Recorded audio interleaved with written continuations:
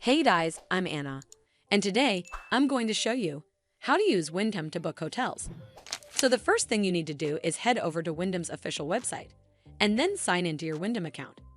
Step 2. Enter travel information. Once you're on the Wyndham's homepage, you'll see a search bar over here.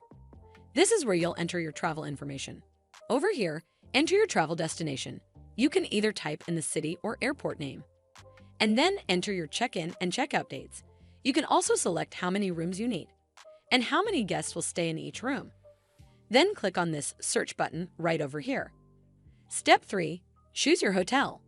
Wyndham will now show you a list of hotels in your chosen destination. You can sort the results by price, availability, amenities, etc., and then scroll through the list of hotels to find the one that best suits your needs. When you've found the hotel you like, click on this price button. Step 4. Choose your room type. From here, scroll down, and then Wyndham will show you all the different room types available at the hotel you selected, as well as the price for each type of room. Once satisfied with the room, select the room type you want and click on this Book and Pay Later button. Step 5. Enter your payment information. Now, over here, you'll need to enter your contact and payment details. Enter your first name and your last name in the guest information section, along with your contact and address details.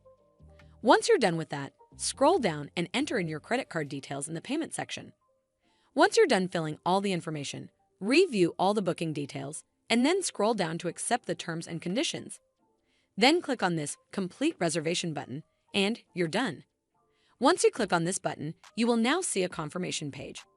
Along with that, you will also receive an email confirmation from Wyndham with all your booking details. Well, that's how you use Wyndham to book hotels. I hope you found this video helpful, and if you did, make sure you give it a thumbs up to see more videos like this, and don't forget to hit that subscribe button. We'll see you in the next one.